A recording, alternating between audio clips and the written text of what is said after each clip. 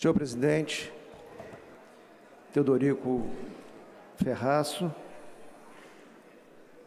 senhores membros da mesa, primeiro secretário, deputado Enivaldo dos Anjos, segundo secretário, deputado Cacau Lorenzoni, saudar carinhosamente a vice-presidente da Assembleia, deputada Luzia Toledo, saudar a nossa equipe de governo, saudando o chefe da Casa Civil, Paulo Roberto. Queria saudar carinhosamente a todos os deputados, deputadas, saudar os funcionários da Assembleia Legislativa que nos acompanham, saudar a todos. Meu bom dia a todos. Senhoras e senhores, compareço a essa Casa de Leis honrando os fundamentos republicanos democráticos que sustentam a nossa ação política, ressaltando como principais marcas dessa agenda o respeito ao interesse público, a transparência e a relação harmônica entre poderes instituídos. A administração, neste ano e meio de trabalho, e é disso que eu vou falar, esteve pautada e está pautada pelo que denominei na minha posse aqui na Assembleia Legislativa de novo início nas terras capixabas. Esse período foi e tem sido absolutamente complexa a travessia, num dia a dia de superação de desafios, oriundos das contingências brasileiras, mas também das contingências locais.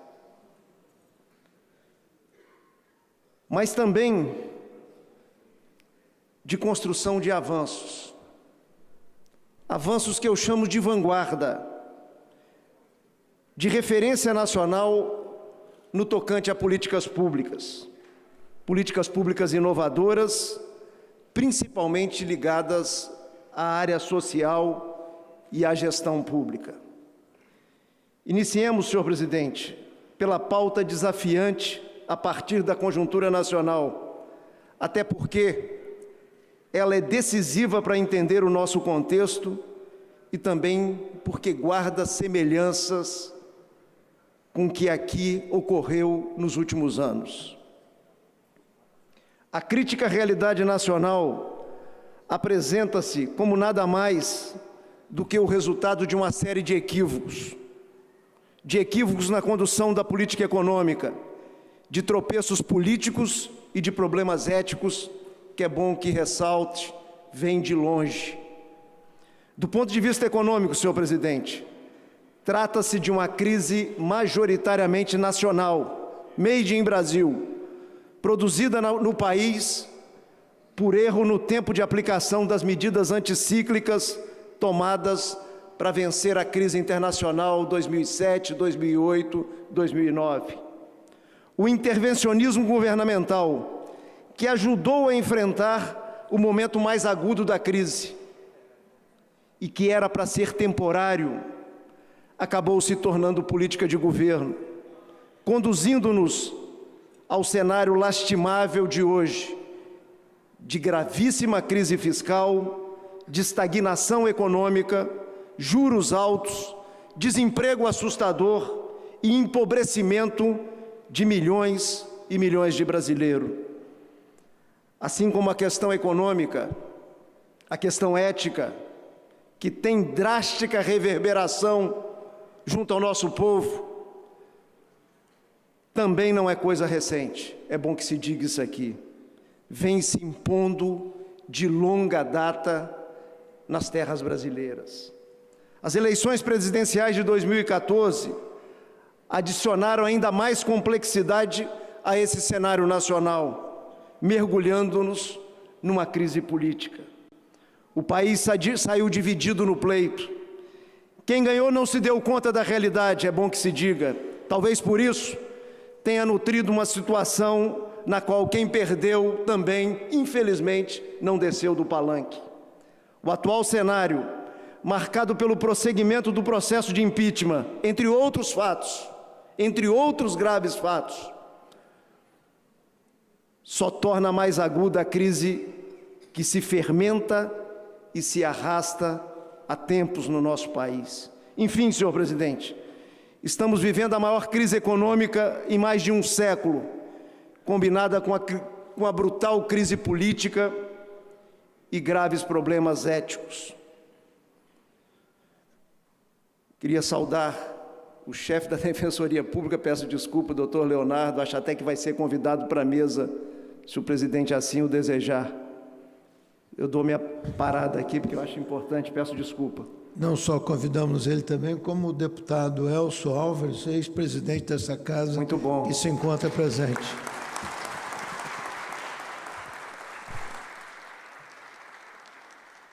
Autorizado pelo senhor presidente, continuando, quando mencionei que a questão capixaba e a cena nacional guardavam semelhanças, estava me referindo ao fato de que por aqui também o desequilíbrio fiscal que estamos tendo de enfrentar era coisa que vinha sendo gestada havia tempos. Nesta perspectiva, senhor presidente, quero citar nessa sessão 4 fatos para ilustrar o que estou falando. Primeiro, em 2010, quando eu terminei o meu período de governo,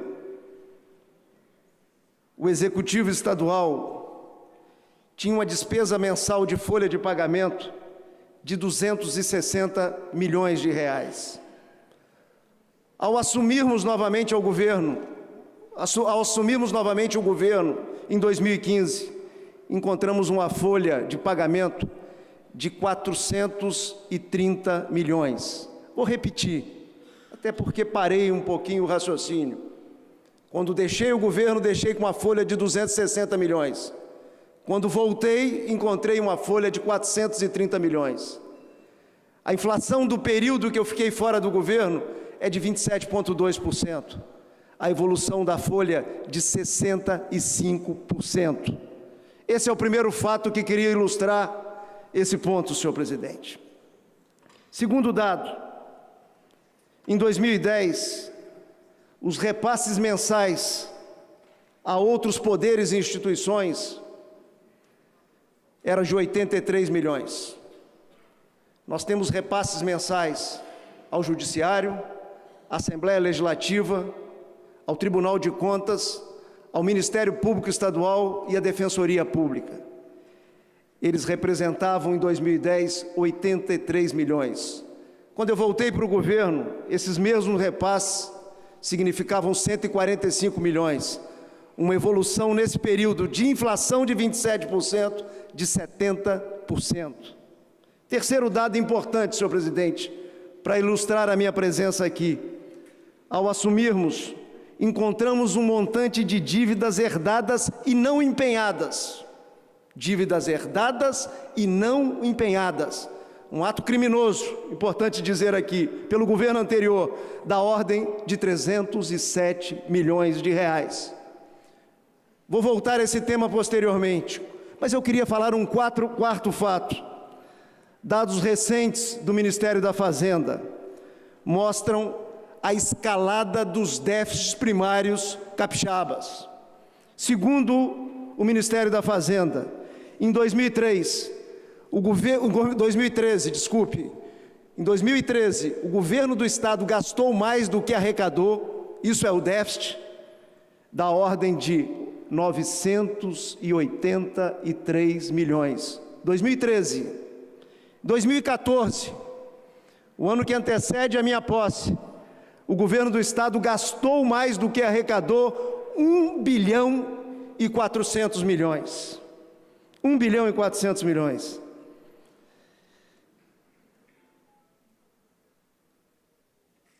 O que aconteceu é simples, não precisa ser economista para entender. As despesas correntes evoluíram em 2,5 bilhões de reais. E a receita evoluiu no mesmo período, deputado Enivaldo, em 880 milhões. É isso que produziu esse déficit que eu me referi a ele.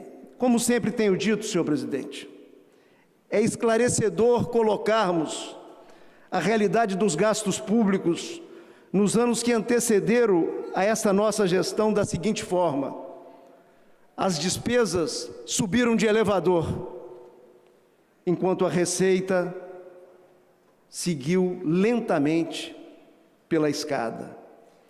Mesmo nós fechando a primeira década do século com casa arrumada, capacidade de investimento, nós entregamos uma capacidade de investimento ao deixarmos o governo de 16% da receita.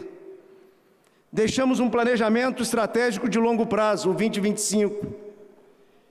O Estado já vivia um terceiro ciclo de desenvolvimento econômico, fruto da indústria do petróleo e gás. Deixamos dinheiro em caixa, sem nenhum compromisso com as despesas correntes, em mais de R$1 bilhão. Mesmo assim, eu tenho que dizer dessa tribuna, o Espírito Santo, nos últimos anos, deu passos para trás. Flertando com desequilíbrio fiscal, gastou-se mais do que arrecadava, exauriu a poupança duramente conquistada, minou a capacidade própria de investimento e comprometeram-se os recursos que financiariam um futuro melhor para as atuais e para as futuras gerações. Ou seja, senhor presidente, os desafios constituídos nos últimos anos em nossos estados, muitos deles causados pela irresponsabilidade fiscal, soma-se ainda o agravamento da crise nacional que citei anteriormente, que se agudiza, e aí eu quero colocar a data, desde 2011. A crise nacional, ela vive um processo de evolução desde 2011. Para enfrentar os desafios desse insistente tempo crítico, é que instituímos a agenda do novo início, inspirados pela pensadora Hannah Arendt, para quem uma das principais potências da política com P maiúsculo, meu querido Lino, que eu estou te vendo agora, lá no fundo, presidente da FEComércio, uma das principais potências da política é a capacidade de construir e reconstruir os parâmetros da vida em sociedade, e é isso que nós estamos fazendo. Neste caminho, senhor presidente, tratamos de definir como prioridade a reorganização gerencial, financeira e orçamentária do Estado, mas sem deixar de trabalhar uma pauta inovadora, ou seja, fazer o ajuste fiscal, mas cuidar do Estado e do seu povo e da sua gente. Um conjunto de ações de políticas estratégicas que nos prepare para o pós-crise, porque a crise vai passar. Se a de 29, que foi até então a maior crise do planeta, passou, essa também vai passar e nós precisamos fazer ajuste fiscal com a mão e preparar o Estado para o futuro com a outra mão, e é assim que nós estamos trabalhando no governo. Ou seja, senhor presidente, a Agência das Urgências e Emergências, que era e continua sendo gigantesca, eu vou mostrar aqui, não poderia consumir todas as nossas energias e não está consumindo todas as nossas energias. O futuro de médio e longo prazos também teria que ser pauta prioritária, como vem sendo pauta prioritária. Os ajustes contínuos não paralisaram e não vão paralisar o nosso governo. Isso ocorre sempre, Brasil afora e mundo afora. Quando tem que fazer um ajuste fiscal, acaba o governo se dedicando apenas ao ajuste fiscal. Isso não aconteceu nesse 1 ano e meio e não vai acontecer na continuidade do governo.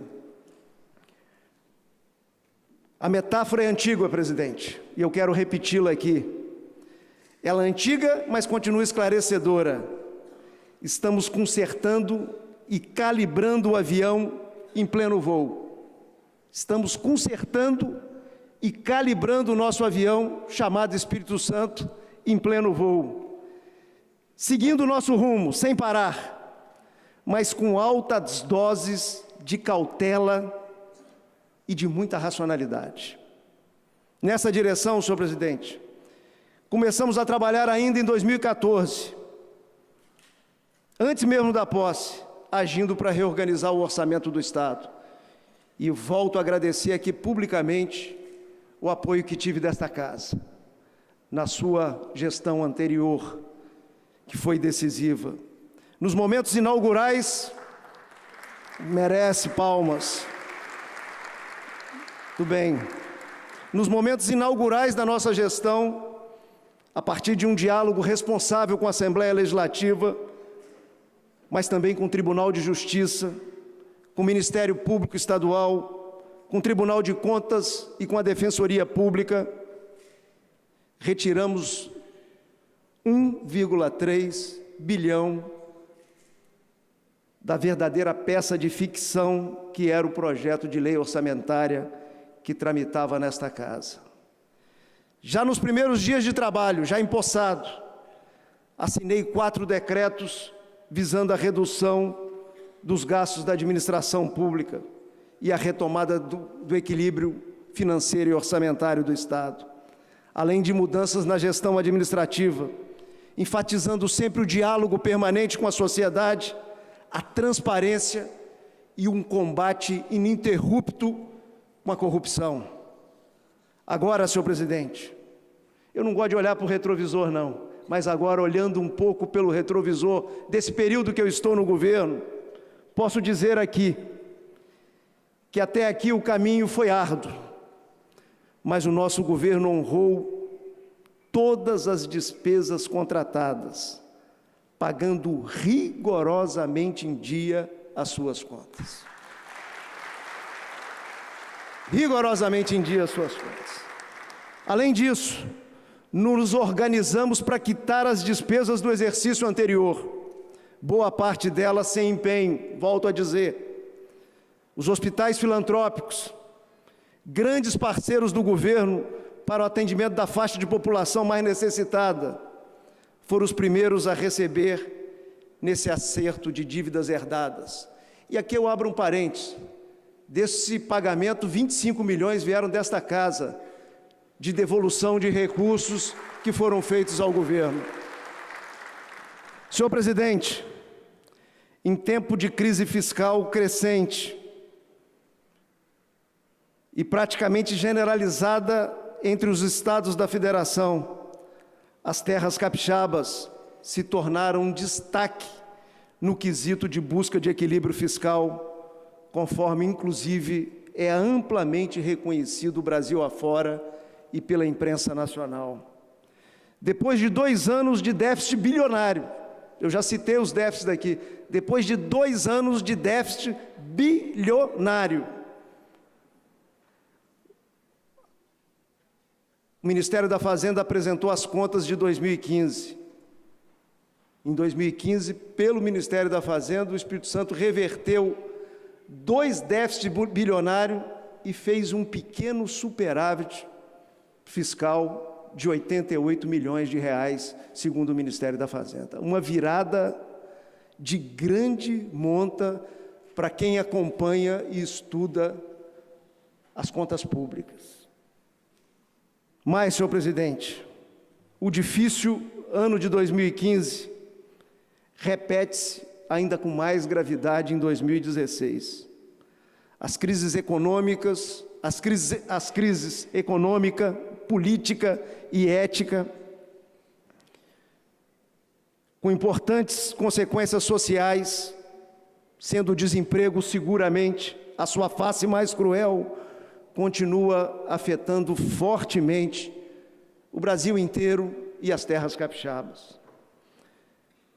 A receita de caixa, senhor presidente, que teve queda de 9,37% no ano de 2015 em relação a 2014, no primeiro semestre de 2016, esses primeiros 6 meses que nós terminamos há poucos dias atrás, a arrecadação apresentou queda nominal, é dinheiro com dinheiro, não tem inflação, a arrecadação apresentou queda nominal de 232 milhões de reais, comparado ao mesmo período de 2015. Mas asseguro, senhor presidente, que esse cenário, grave sem dúvida, não nos desanima. Nós estamos animados e com muita energia para trabalhar. E como disse, a agenda do novo início previa mais do que o investimento diário na desafiante tarefa de perseguir o ajuste das contas. Assim, juntamente com as medidas de corte de gastos, ampliação de receitas sem aumento de impostos. Isso é um destaque do Espírito Santo no Brasil. Nós ampliamos receita sem aumento de impostos. E otimização da gestão, trabalhamos para avançar em todas as áreas de governo. Relevante dizer, senhor presidente, que esses avanços foram viabilizados, inclusive, pela economia que conseguimos produzir ao longo desse período. Na caminhada de um incessante trabalho de estruturação, implementamos a Lei Federal Anticorrupção, dentre várias medidas inovadoras para o combate sistemático aos desvios no âmbito da gestão pública. Nossa ação se tornou referência no Brasil. Nosso Estado foi o primeiro da Federação a aplicar sanções com base na Lei Federal Anticorrupção. Fato também reconhecido Brasil afora. No ranking da transparência, senhor presidente, por 2 anos seguidos, o Ministério Público Federal deu ao nosso Estado nota 10. Vamos ter que ralar aí para manter esse desempenho. Criamos com o apoio desta Casa o Fundo Estadual de Combate à Corrupção. Lançamos o aplicativo Fiscal Cidadão, um canal direto na palma da mão com o cidadão, para que ele possa trabalhar também nos ajudando na fiscalização. Nessa direção, estamos remodelando todos os sites do Estado e também iniciamos a implantação do programa de processos administrativos eletrônicos, com o objetivo de acelerar os trâmites governamentais.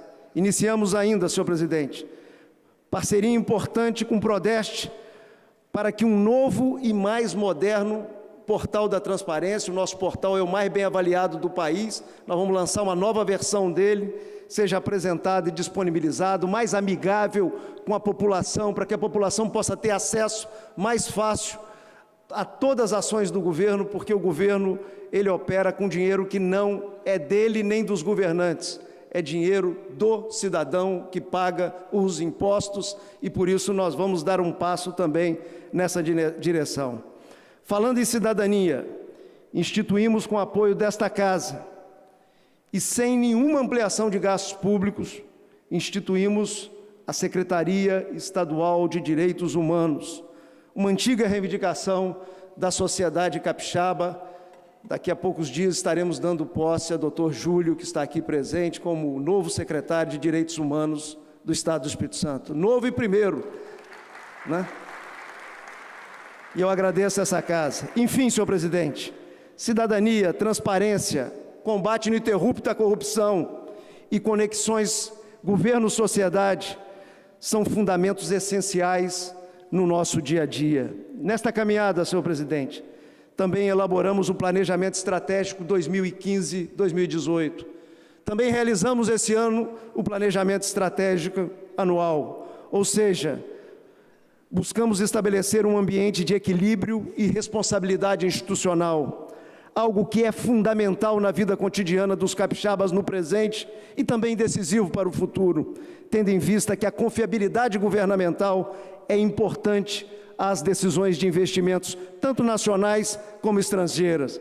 Seja em novas ações no nosso Estado, como ontem participamos de uma delas, seja para incrementar iniciativas que já estão em atividade em terras capixabas. 2 exemplos significativos que eu quero citar de nossas potencialidades. O primeiro, para nosso orgulho de capixaba, hoje nós temos um carro projetado, desenhado em terras capixabas e fabricado no Espírito Santo, para ser mais preciso, em São Mateus, né? O Volare 5, né? Que eu acho que é uma marca importante desse tempo que nós estamos vivendo. A outra marca foi ontem, na inauguração da Oxford, né? Porcelanas, uma fábrica de última geração que nós tivemos a oportunidade de inaugurar no dia de ontem, lá no norte do estado, lá em São Mateus. Nesse caminho, senhor presidente, retomamos também a nossa diplomacia comercial para a promoção das nossas potencialidades e atração de mais empreendimentos. Já enviamos missões nesse período de governo à China, aos Estados Unidos, à América Central, a Roterdã, à Argentina, ao Uruguai, e recebemos mais de 10 missões de países como Singapura, Japão, Angola, Irã, Itália e Índia. Contando com o apoio da nossa bancada federal, senhor presidente, em Brasília, ainda em busca da dinamização da economia estadual, podemos citar, entre outras ações, a retomada das obras do aeroporto de Vitória, e não cessamos de atuar para que elas sejam mantidas e concluídas. Mas eu quero fazer uma referência importante. Hoje, lá no canteiro de obras do aeroporto, nós temos 500 trabalhadores capixabas trabalhando na obra do aeroporto, nessa retomada, um número importante que vai ser ampliado para 750 nos próximos meses. Trabalhamos também, senhor presidente, para remodelar o contrato de dragagem e derrocagem do canal de evolução do Porto de Vitória, cujas obras começam em breve. Há poucos dias, eu com a vice-presidente da Casa, nós visitamos os equipamentos que vão trabalhar nessa obra. Efetivamos a mudança da poligonal do Porto de Barra do Riacho, o conhecido Porto Céu, o que abre espaço para o investimento da sua ampliação. Conseguimos a autorização para o terminal portuário da Imetame, um grupo genuinamente capixaba, que tem nos orgulhado muito nos últimos tempos. Temos as mobilizações para garantir a estrada de ferro 118, ligando Vitória ao Rio de Janeiro. Já fizemos as audiências públicas, estamos trabalhando junto com o governo do Rio e com o governo central na modelagem da concessão. Estamos buscando, senhor presidente, reforçar o sistema de fornecimento de energia do nosso estado.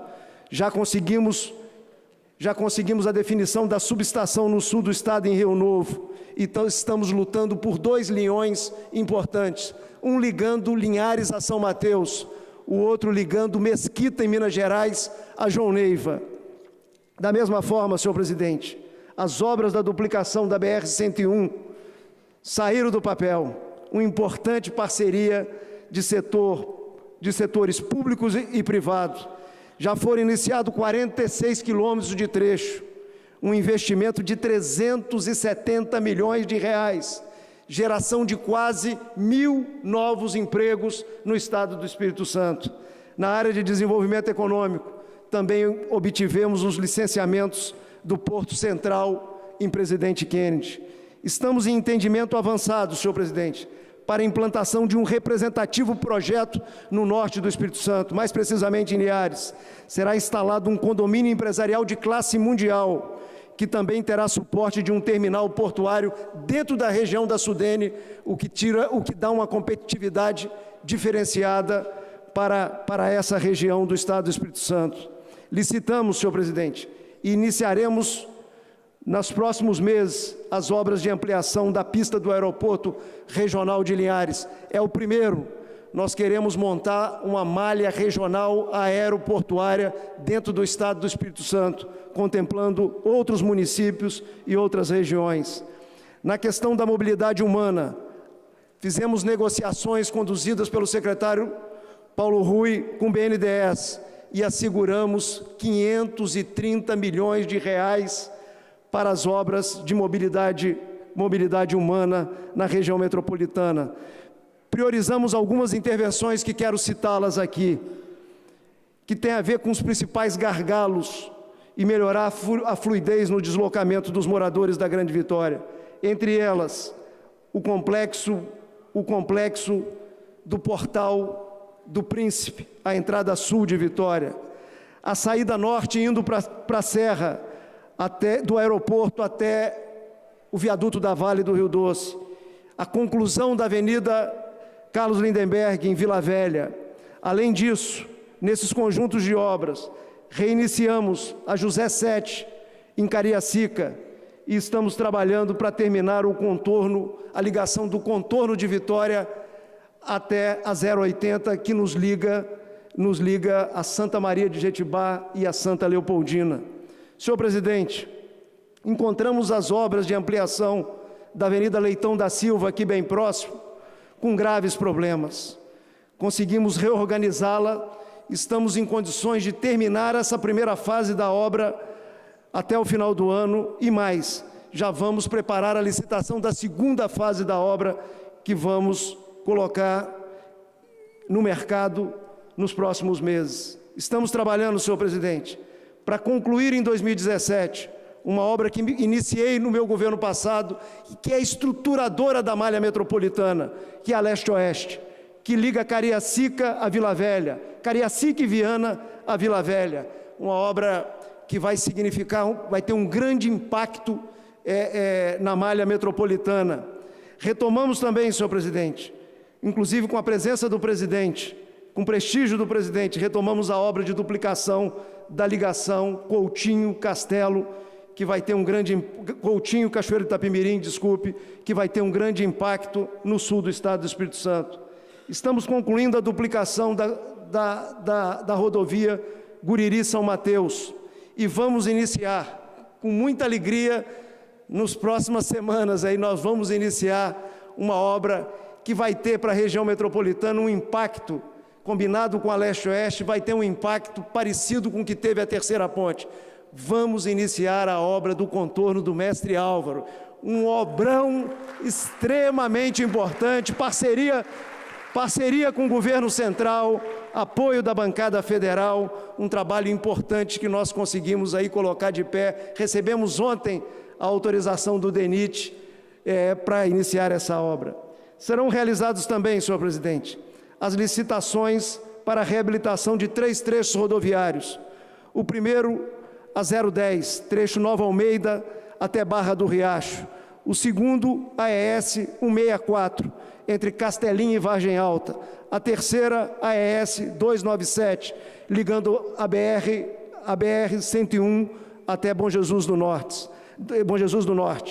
Retomamos também, senhor presidente, as obras do programa Caminhos do Campo, que tinham sido paralisadas em novembro de 2014. Um investimento com recursos também BNDES da ordem de 60 milhões de reais. Licitamos e vamos dar ordem de serviço, em breve, as obras de abertura do canal de Araçás, uma obra há muito tempo esperada, é a implantação de uma bacia de acumulação.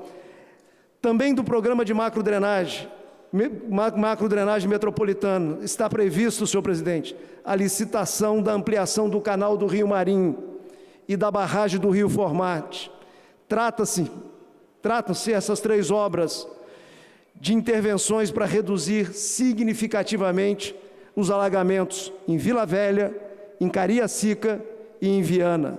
Também é importante citar que finalizamos o Plano de Desenvolvimento Estratégico da Agricultura, o novo PDAG, o terceiro PDAG que nós fazemos no nosso governo, contemplando os mais diversos arranjos e tendo um foco na produção de base familiar.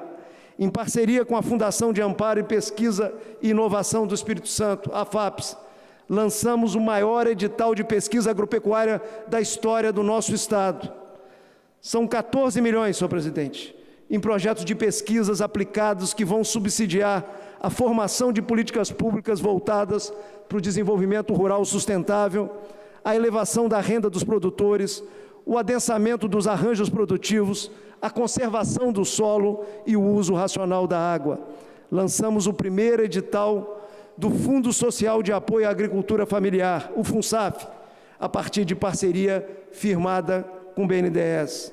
Esse edital é destinado exclusivamente a associações e cooperativas de agricultores familiares. Lançamos ainda o Programa de Gestão Avançada das Cooperativas Agropecuárias, o Progescop.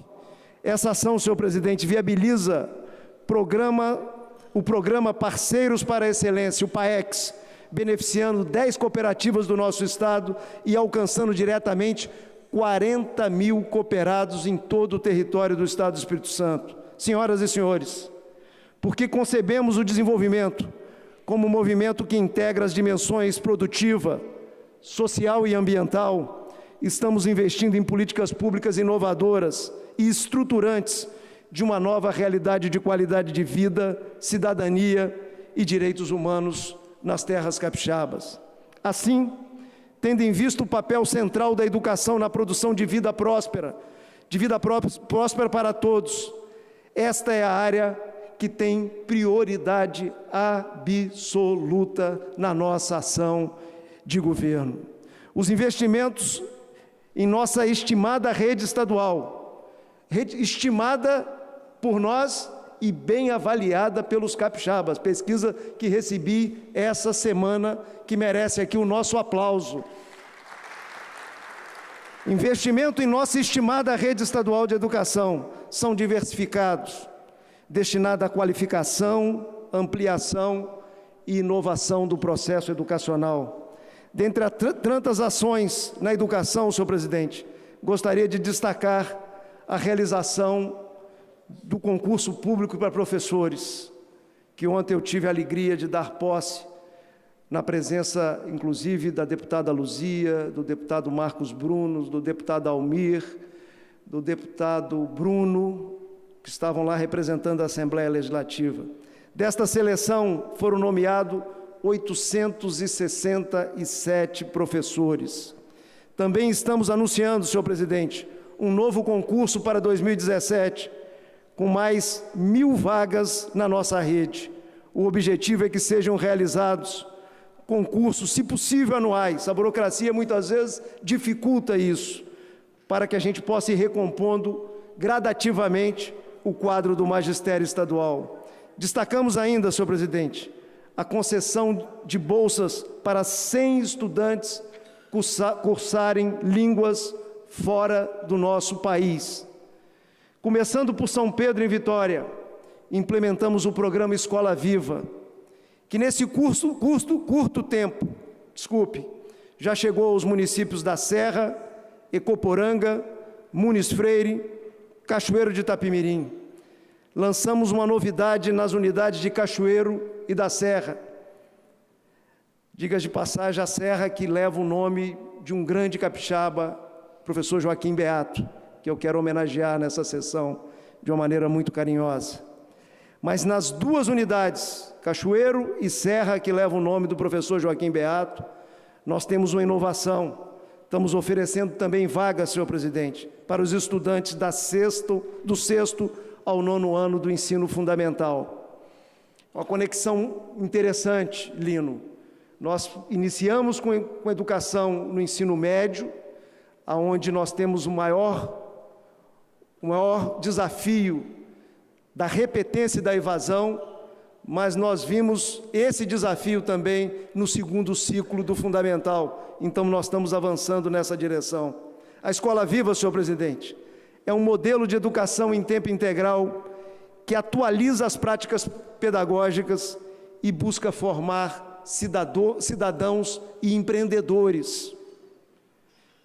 Formar capixabas capazes de projetar e buscar viabilizar um mundo melhor para si e para a comunidade. Já estamos ofertando aproximadamente 4.000 vagas nas escolas vivas e vamos agora ampliar em 2017 com mais 10 unidades.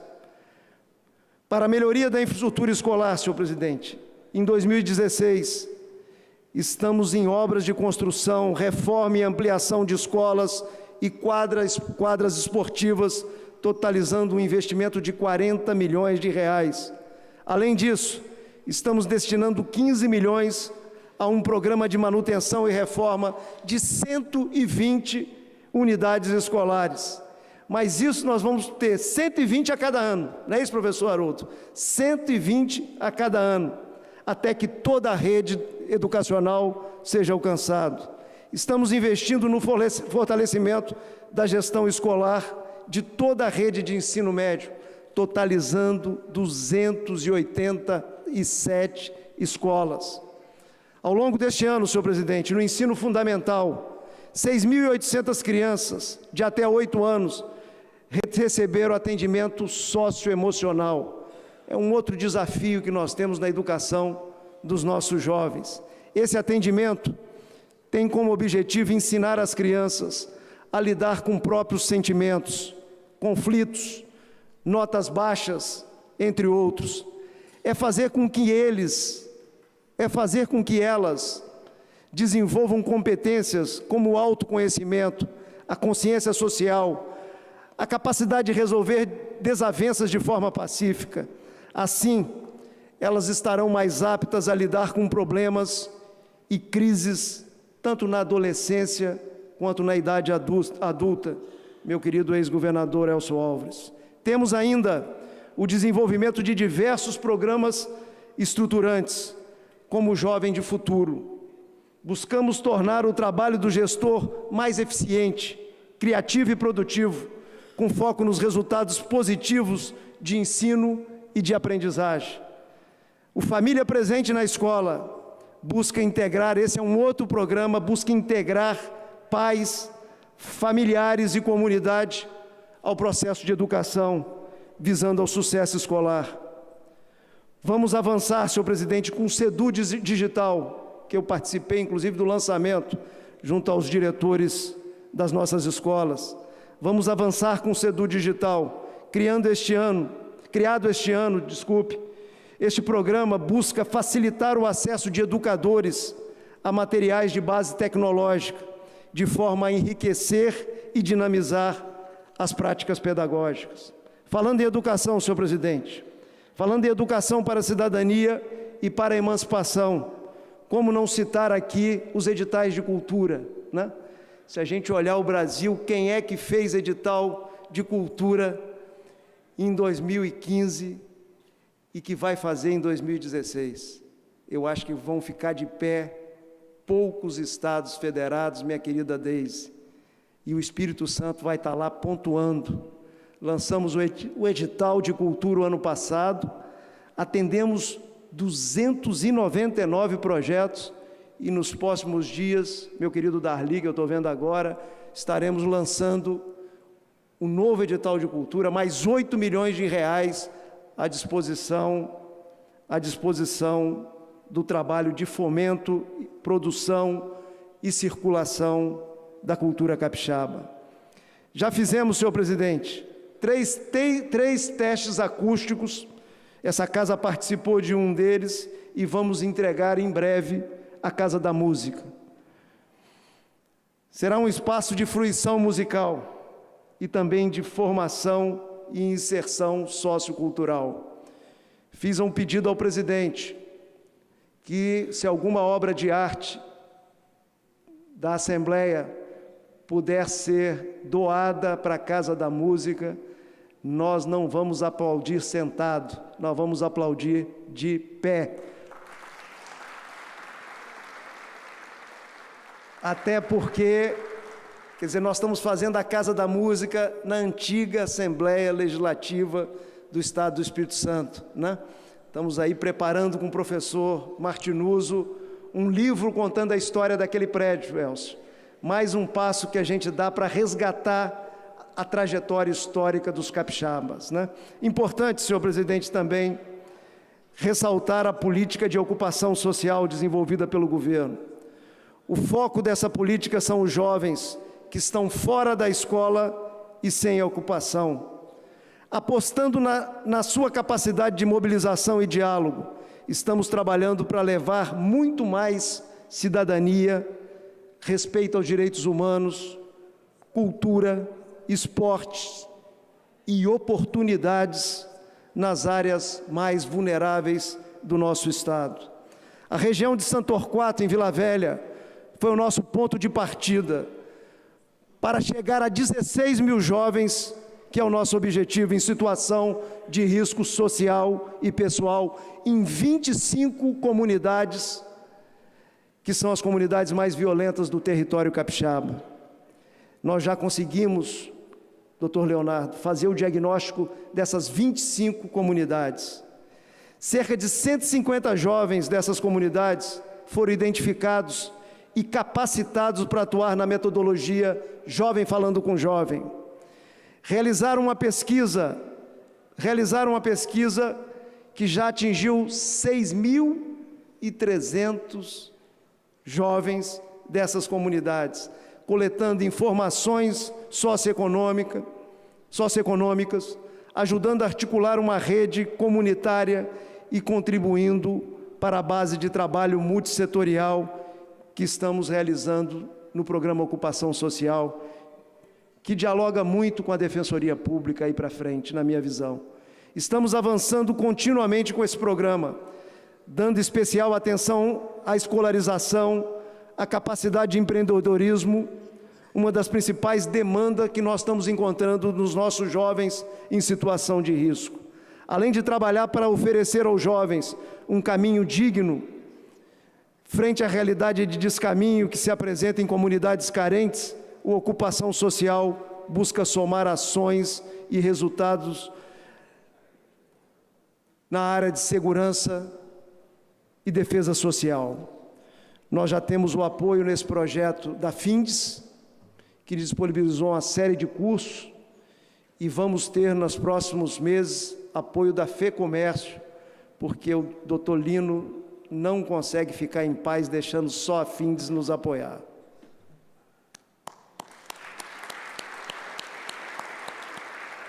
Essa é a segunda cantada pública, queria que todos soubessem.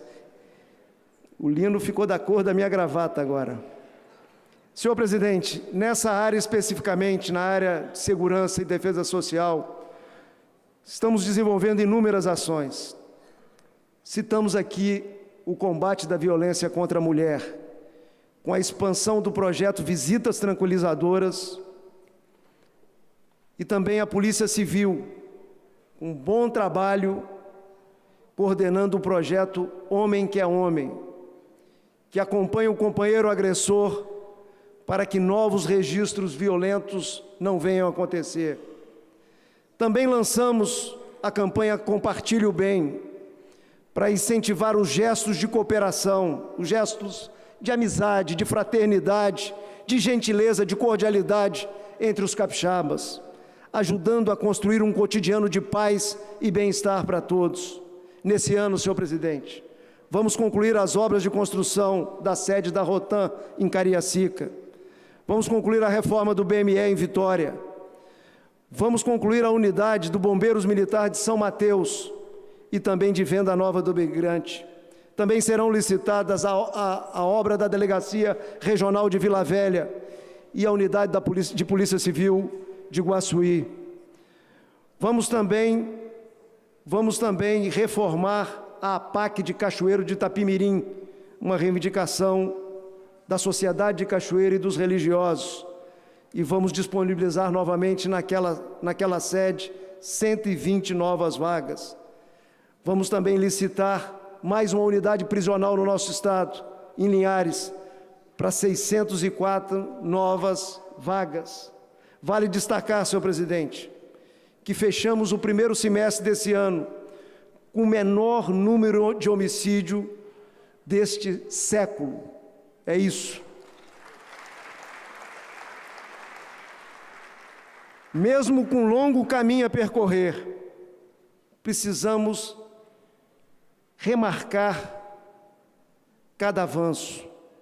Não se trata aqui de comemoração, eu quero deixar isso aqui muito claro, não se trata de comemoração, mas um exame de caminhada, buscando ampliar o que vem dando certo, também corrigir o que precisa ser melhorado, para incrementar resultados dia a dia. É essa a nossa filosofia de trabalho e de gerenciamento nesta área. Falando em integração e cidadania, tão bem exemplificado no momento anterior pelo projeto Ocupação Social, quero citar aqui o trabalho das audiências de custódia, uma inovação que nós de São Paulo introduzimos no país, realizadas por iniciativa do Tribunal de Justiça do nosso Estado. É bom que se diga aqui, que recebe o nosso apoio e o nosso entusiasmo. Trata-se de uma audiência realizada imediatamente após a prisão, que possibilita o encontro entre a pessoa presa e um magistrado.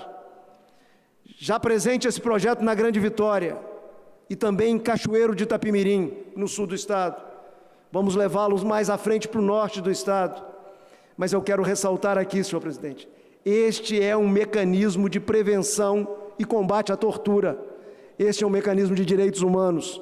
Esse é um belo mecanismo de controle judicial. Registro aqui também, senhor presidente, a criação pioneira no país do escritório social, né? Primeiro Estado a dar esse passo. Parceria nossa com o Conselho Nacional de Justiça, o CNJ, foi inaugurado um espaço especial pelo governo do Estado para permitir a integração de serviços e assistências que serão disponibilizados para aqueles que deixam um ambiente prisional. Um outro campo de ação, senhor presidente, na área social é a saúde. Aqui, além de termos priorizado a normalização dos pagamentos, imprescindíveis à manutenção do atendimento à população, conforme já salientei no início da minha fala, estamos atuando em duas frentes, com muita força e com muito foco. No âmbito governamental, estamos promovendo um desafiante e impositivo, e bota impositivo nisso, choque de gestão, buscando racionalizar, qualificar. Estou falando racionalizar e qualificar, porque eu estou hoje meio Zé Carlinho da Fonseca, eu estou meio diplomata, né? Para falar dessa questão do gasto na saúde pública, buscando racionalizar e qualificar, Luzia, os gastos na área de saúde pública no nosso Estado. Esse é um grande desafio. Vamos ter isso claro na CUCA.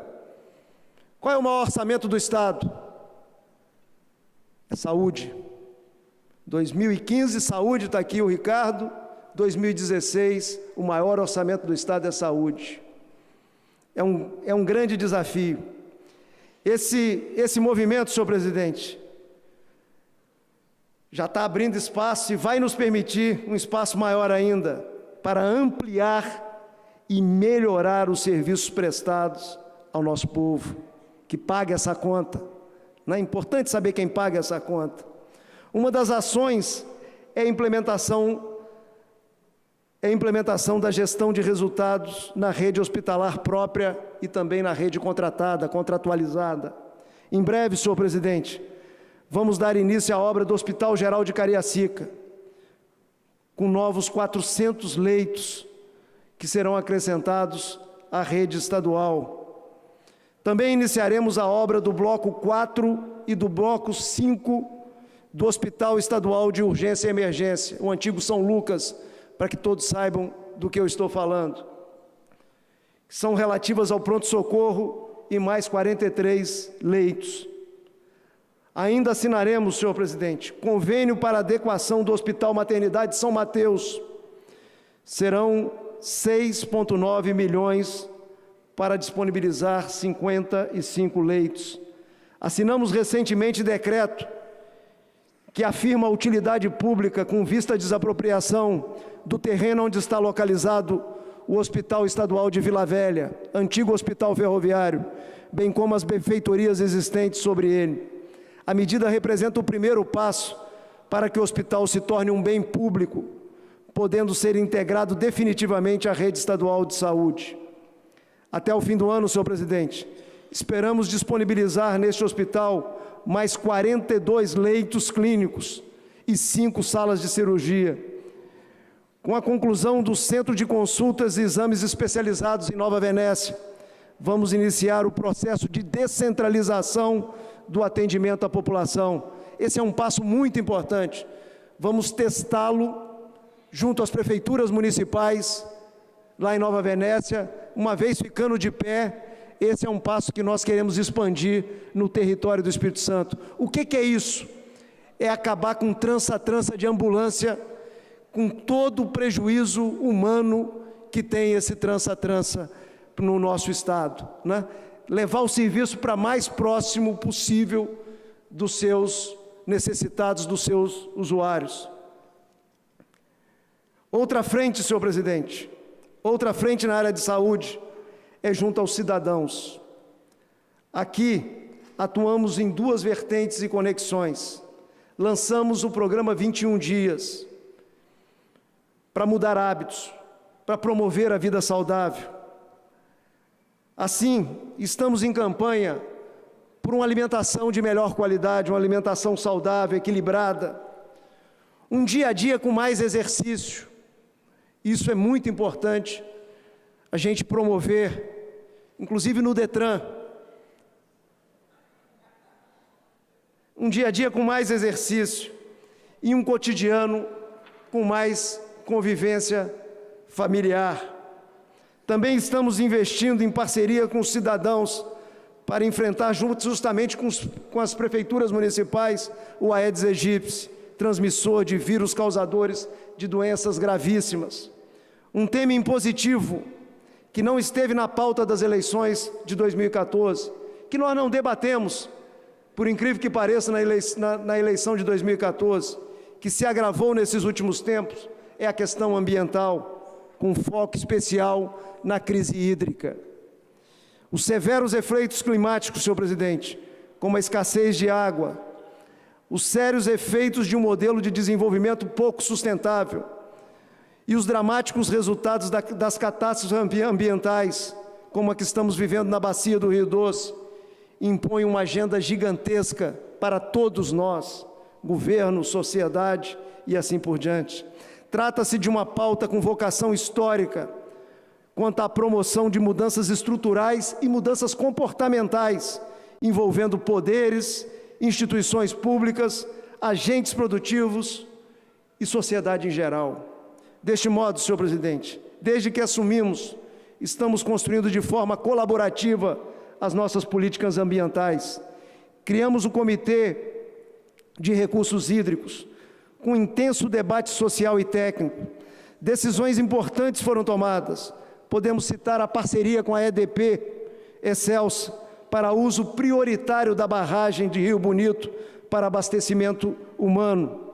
Podemos citar a campanha educativa para racionalizar o uso da água. A decisão sobre a obra do sistema de água Reis Magos também é outra decisão que saiu do Comitê Hídrico. Nós antecipamos essa obra, que vai melhorar a capacidade de abastecimento da Grande Vitória. Esse sistema, senhor presidente, está orçado em 54 milhões de reais. São recursos do BNDES que nós deslocamos para essa obra prioritária.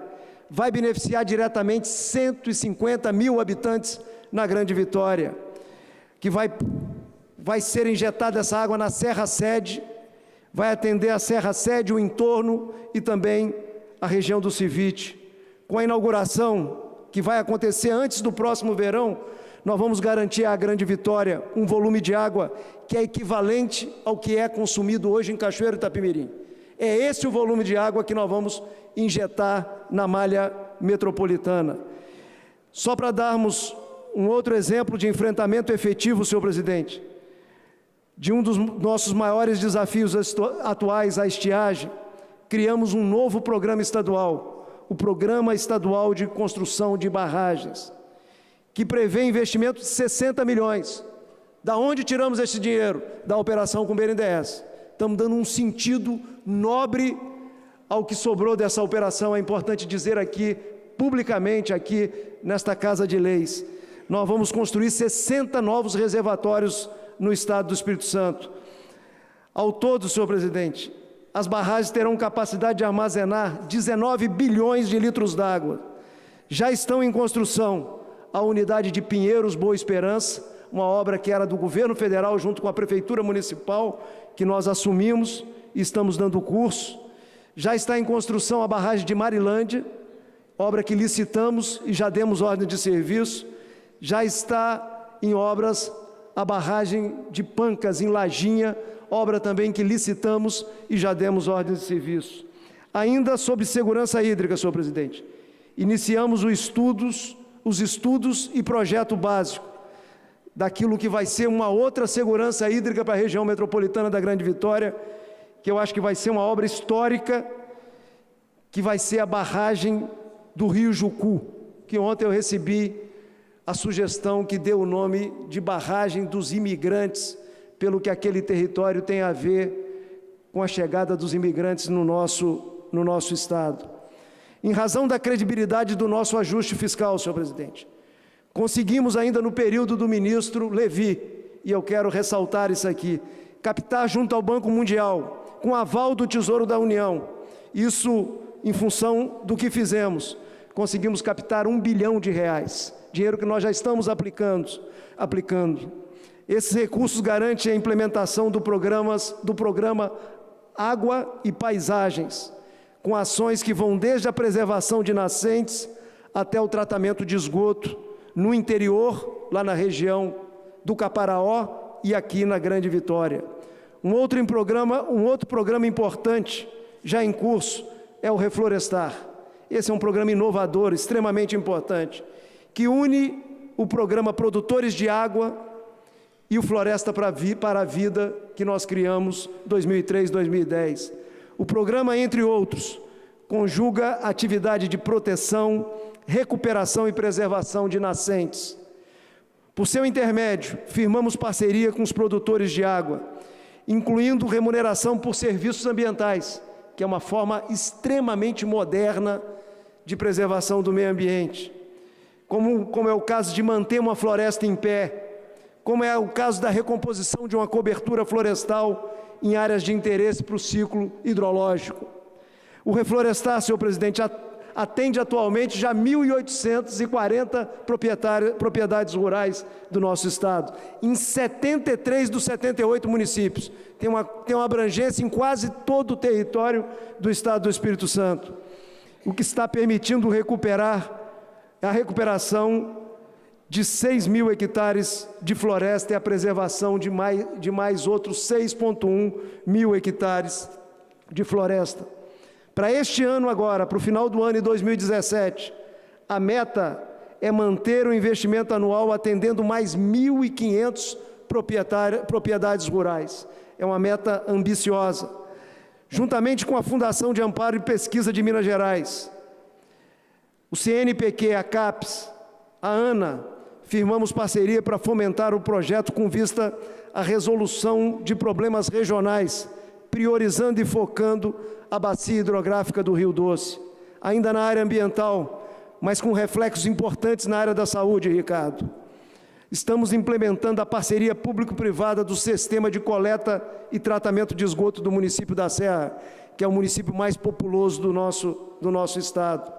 E vamos em breve, acho que nos próximos 2 meses, lançar a PPP de saneamento do município de Vila Velha.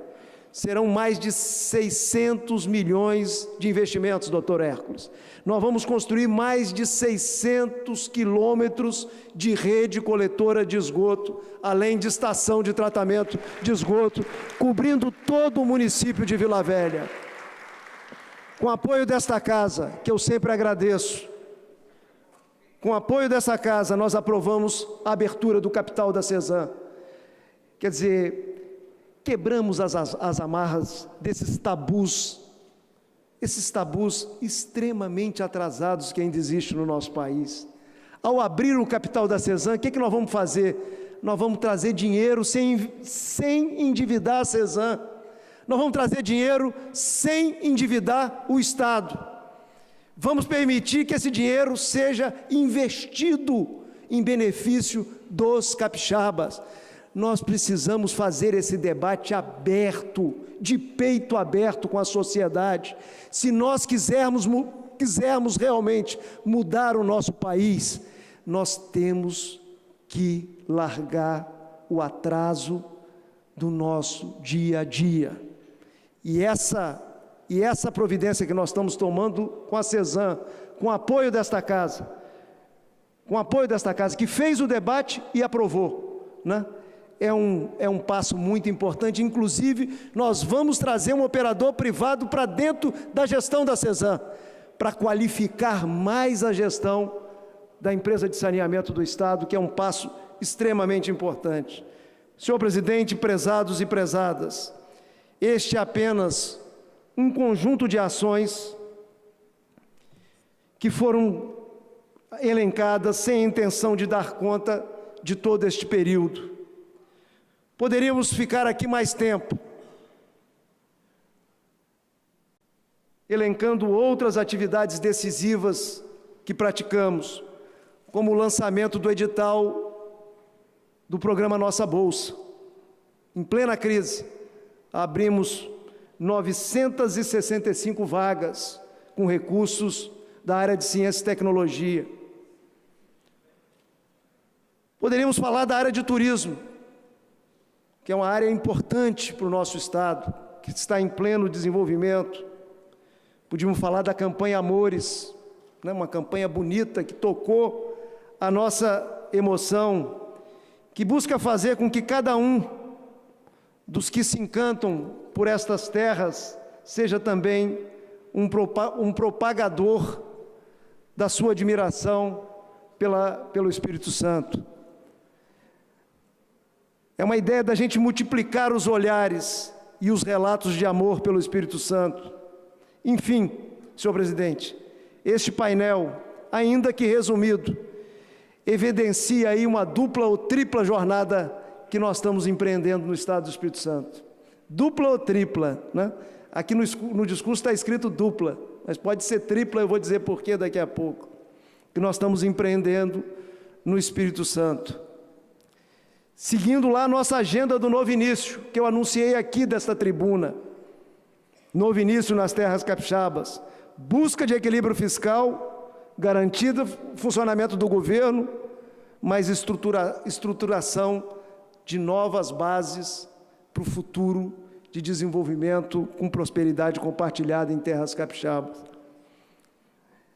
Estamos novamente, senhor presidente, plantando ações responsáveis e estratégicas para colher um futuro próximo, os frutos da retomada de um desenvolvimento socioeconômico sólido, ampliado, competitivo e sustentável, com ganhos de produtividade, inclusão social, qualidade de vida e oportunidade para todos, que é a grande bandeira do nosso tempo. Isso sem falar, senhor presidente, da terceira jornada que nós estamos empreendendo. Isso sem falar da terceira agenda importante que nós estamos executando. Nós estamos cuidando do ajuste fiscal, cuidando da inovação de políticas públicas, olhando o futuro do Espírito Santo, mas estamos com um terceiro movimento nesse mandato que nós não fizemos nos mandatos anteriores. Nós estamos desenvolvendo uma agenda importante, desde o ano passado, que é um ativismo nacional. Nós estamos desenvolvendo um ativismo nacional por uma pauta modernizadora do nosso Brasil, em razão dessa grave crise que engolfa a todos nós. Venho defendendo, senhor presidente, que o país priorize a reorganização das suas contas públicas, essencial à governabilidade e à credibilidade interna e externa do país. Venho defendendo a melhoria dos marcos regulatórios para a atração do capital privado para as obras de infraestrutura do nosso país, rodovias, ferrovias, portos, aeroportos, energia, transmissão de dados e tantas outras áreas de infraestrutura. Venho defendendo, senhor presidente, a mudança do marco regulatório na área de petróleo e gás. A indústria de petróleo e gás está travada no nosso país. Isso prejudica o Espírito Santo, isso prejudica o Rio de Janeiro, mas isso prejudica fundamentalmente o nosso Brasil. A indústria do petróleo e gás, quando roda, isso significa mais de 10% do produto interno bruto do país. E ela está paralisada desde a mudança do marco regulatório. E eu tenho percorrido o país e feito essa defesa, senhor presidente. Tenho defendido o país afora a retomada das reformas estruturadoras do nosso país. Não pode brincar com isso. Brincar com isso não é só destruir a nossa possibilidade de presente, é destruir a possibilidade dos nossos filhos, dos nossos netos terem uma vida melhor. Nós temos que retomar as reformas, modernizar o país, e isso é fundamental. Tenho defendido também, senhor presidente, a qualificação da educação, mas não abstrato.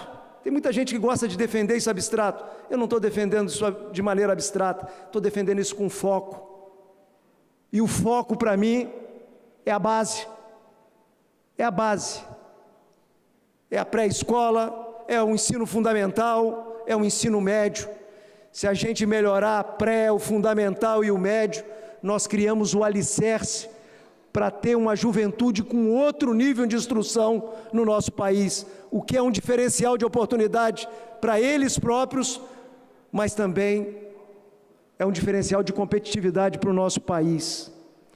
Senhor presidente, senhoras e senhores, falando em crise, recupero a citação do escritor russo Leon Tolstói, acerca da direção que devemos dar aos nossos olhares, mesmo e principalmente em tempos desafiantes.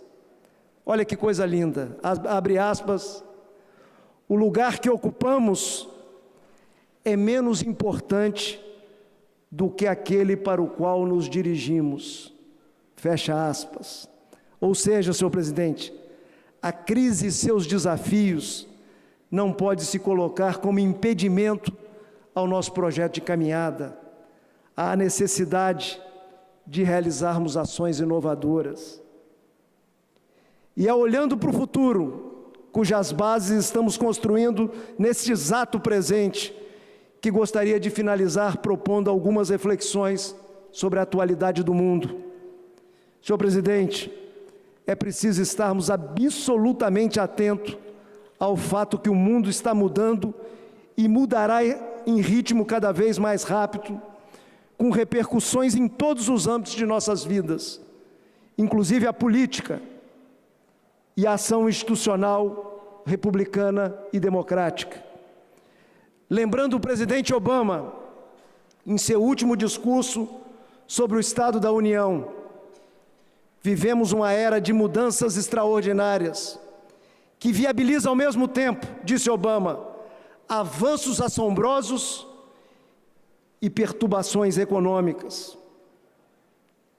Viabiliza a educação à distância, mas também o terrorismo globalmente conectado. Mudanças, diz ele, que podem ampliar oportunidades ou expandir desigualdades. Continua o discurso, e gostem disso ou não, o ritmo dessas mudanças só vai intensificar, conclui o presidente dos Estados Unidos. Nesse cenário, senhor presidente, de convulsivas mudanças, temos de agir para superar os desafios a elas inerentes e trabalhar para que suas potencialidades resultem em melhorias significativas para todos. Ou seja, devemos trabalhar para que o progresso tecnológico se reverta em avanços civilizatórios compartilhados. Para além das questões tecnológicas, senhor presidente, e econômicas, temos ainda a impositiva pauta comportamental e ética. Vivemos um tempo, senhor presidente, marcado pelo individualismo, pela intolerância, pelo egoísmo e violências físicas e simbólicas que atormentam o mundo. Trata-se de fenômeno que diz respeito especialmente ao universo político. Exatamente ela que é um recurso inventado pelos gregos há milênios, com vista à constituição de vida digna, bem-estar e cidadania. Cada nação, senhor presidente, experimenta de forma peculiar essa crise de valores que são caros à humanidade. Mas, em maior ou menor grau, os males de que o mundo padece estão na órbita do descaso de um com o outro, da indiferença, do medo, do ódio, conforme nos tem alertado o mais importante líder mundial do nosso tempo, o Papa Francisco. É exatamente Sua Santidade, no discurso ao corpo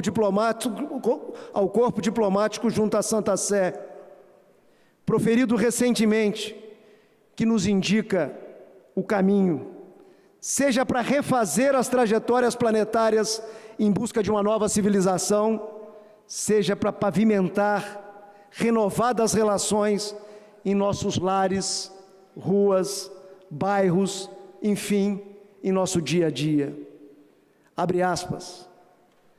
Da fraternidade vivida na família,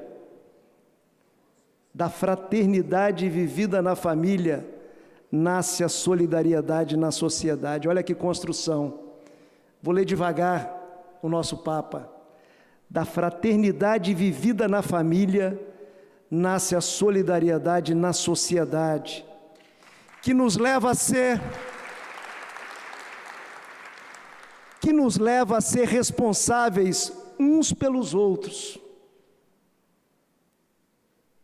Isso só é possível se nas nossas casas, bem como na sociedade, não deixarmos sedimentar os incômodos e os ressentimentos, mas dermos lugar ao diálogo, que é o melhor antídoto contra o individualismo tão largamente espalhado na cultura do nosso tempo.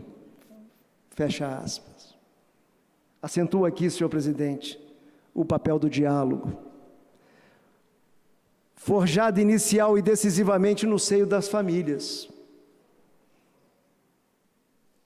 em seus mais variados arranjos. Estou falando aqui de família nos mais variados arranjos.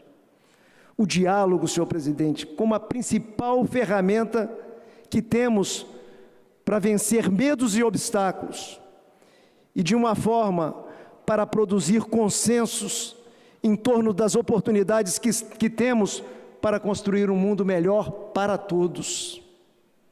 Enfatizo, senhor presidente, a importância fundamental do diálogo, que é a base da política, atividade tão bem definida por Hannah Arendt.